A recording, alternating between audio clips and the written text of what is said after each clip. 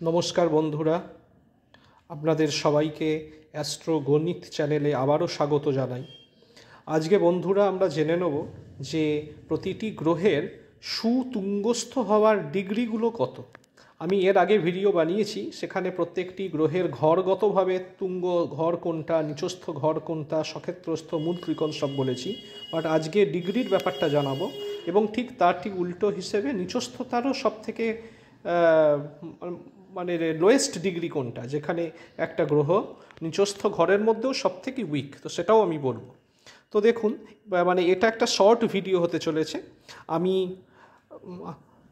এখানে এন্ড স্ক্রিনে আমার ওই ভিডিওর লিঙ্কটা দিয়ে দেবো, তো আপনারা এরপর ওই ভিডিওটাও একবার দেখে নেবেন, যেখানে আমি প্রত্যেকটা ঘরগতভাবে আরও ডিটেলে বলেছি। তো বন্ধুরা, এখানে আপনারা দেখতে পাচ্ছেন যে মেষ অর্থাৎ এরিজ এই রাশিতে রবি কিন্তু তুঙ্গস্থ, আমরা জানি। তো কিন্তু তার তুঙ্গস্থ হওয়ার সবথেকে হাইয়েস্ট পয়েন্ট কোনটা না 10 ডিগ্রি, অর্থাৎ 0 ডিগ্রি এখানে, আর এটা তো 30 ডিগ্রি, কারণ তো অ্যান্টি ক্লকওয়াইজ যায়।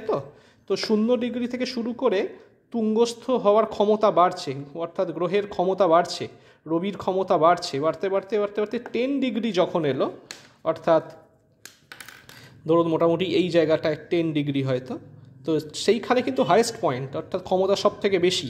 তারপর আস্তে আস্তে আবার ক্ষমতা কিন্তু কমতে শুরু করবে, অর্থাৎ এইখান থেকে এদিকে গেলে তুঙ্গ ভিলাসী, অর্থাৎ তুঙ্গ ভিলাসী কেন, কারণ হচ্ছে তুঙ্গ হওয়ার জন্য অভিলাষী, অর্থাৎ তুঙ্গ হতে চলেছে, ক্ষমতা ক্রমশ বাড়ছে।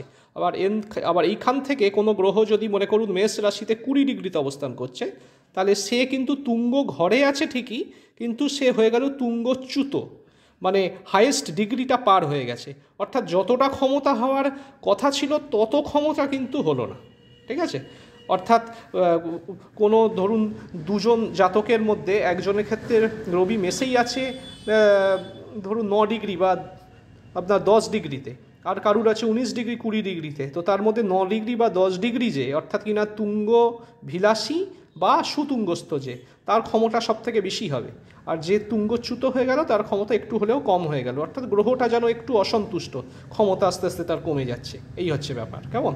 তাহলে এটা আমি বললাম রবির ক্ষেত্রে। Same case goes for Chandra also, অর্থাৎ বৃষ রাশি অথবা টরাস জোডিয়াক সাইনে কিন্তু চন্দ্র 3 ডিগ্রিতে সুতুঙ্গস্থ হয়, অর্থাৎ 0 ডিগ্রি থেকে 3 ডিগ্রি পর্যন্ত সে হলো তুঙ্গ ভিলাসী, আর 3 ডিগ্রি থেকে বাকি 30টা ডিগ্রি অর্থাৎ আরও 27টা ডিগ্রিতে সে কিন্তু তুঙ্গচ্যুত হয়ে গেল। ঠিক আছে।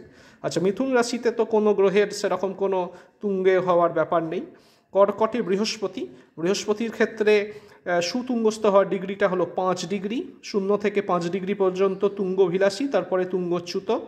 সিংহতে কেউ নেই। কন্যাতে বুধের ক্ষেত্রে 15 ডিগ্রি পর্যন্ত হচ্ছে সুতুঙ্গ, মানে তুঙ্গভিলাসী, দিয়ে 15 ডিগ্রিতে সুতুঙ্গস্থ হলো, তারপরে আস্তে আস্তে তুঙ্গচ্যুত। আর এই কন্যার ঘরটা একটু স্পেশাল যদিও বুধের জন্য, কারণ এ ঘরে আমি আগের ভিডিওয় আমি বলেছি যে 0 ডিগ্রি থেকে 15 ডিগ্রি পর্যন্ত হলো বুধ আর কি তুঙ্গস্থ, 15 ডিগ্রি থেকে 25 ডিগ্রি পর্যন্ত এটা মূল ত্রিকোণ, আর বাকি যে 5 ডিগ্রি অর্থাৎ 30 ডিগ্রি পর্যন্ত বাকি যে আরও 5টা ডিগ্রি পড়ে রইল, সেটাতে হলো শুধুই সক্ষেত্রস্থ। আচ্ছা, তুলাতে শনি সুতুঙ্গস্থ 20 ডিগ্রি, অর্থাৎ প্রায় 2/3 এটা কিন্তু তুঙ্গভিলাসী পাচ্ছে, আর বাকি 1/3 আর বাকি 10 ডিগ্রি, মানে 20 ডিগ্রির পর থেকে 30 ডিগ্রি পর্যন্ত তুঙ্গচ্যুত। বৃশ্চিকে কিছু নেই, ধনুর ক্ষেত্রেও কিছু নেই, মকরের ক্ষেত্রে মঙ্গল, এইটা বেশ ভালো, প্রায় 28 ডিগ্রি এখানে তুঙ্গভিলাসী পাচ্ছেন, বাকি লাস্টের 2 ডিগ্রি খালি তুঙ্গচ্যুত। এই 28 ডিগ্রিতে কিন্তু সবথেকে পাওয়ারফুল মঙ্গল, কারণ যদি 28 ডিগ্রিতে মকরে মঙ্গল বসে থাকে বুঝতে হবে বিশাল পাওয়ার। তেমনি মীন রাশিতেও বেশ ভালো, শুক্র 27 ডিগ্রি পর্যন্ত সে তুঙ্গভিলাসী আর কি, দিয়ে 27 ডিগ্রিতে গিয়ে সুতুঙ্গস্থ হয়ে তারপর বাকি 3টে ডিগ্রি তুঙ্গচ্যুত হলো। ঠিক আছে, তাহলে আশা করি ব্যাপারটা বুঝতে পারলেন এই শর্ট ভিডিওর মাধ্যমে, যে কোন ডিগ্রিতে কোন গ্রহ সুতুঙ্গস্থ সেই ব্যাপারটা। এবারে এর ঠিক উল্টোটা করে নিন, আমি আর ওটার আর আমি ভিডিও করছি না, আপনারাই পারবেন, যে কোন ডিগ্রিতে কোন গ্রহ মানে কুনিচস্থ, অর্থাৎ সব থেকে বেশি নিচস্থ। তাহলে এবার আপনারাই বলুন, আমি ওটা এই ভিডিওর সঙ্গেই টেনে দিচ্ছি। মেষে যদি রবি সুতুঙ্গস্থ হয় 10 ডিগ্রিতে, তাহলে রবি কুনিচস্থ হবে কোথায় না তুলাতে 10 ডিগ্রিতে, অর্থাৎ 10 ডিগ্রি পর্যন্ত সব থেকে বেশি মানে সব থেকে কম ক্ষমতা, অর্থাৎ মানে নিচস্ততার দিক দিয়ে সব থেকে বেশি নিচস্থ তুলাতে 10 ডিগ্রি পর্যন্ত হবে, তারপরে আস্তে আস্তে তার ক্ষমতা বাড়তে শুরু করবে, অল্প অল্প অল্প অল্প করে ক্ষমতা বাড়বে।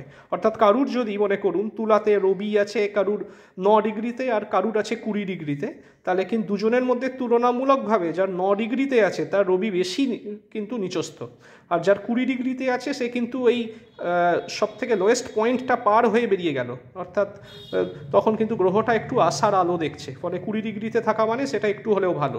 ঠিক আছে, বুঝতে পেরেছেন? এই হচ্ছে ফান্ডা। Same goes for Chandra.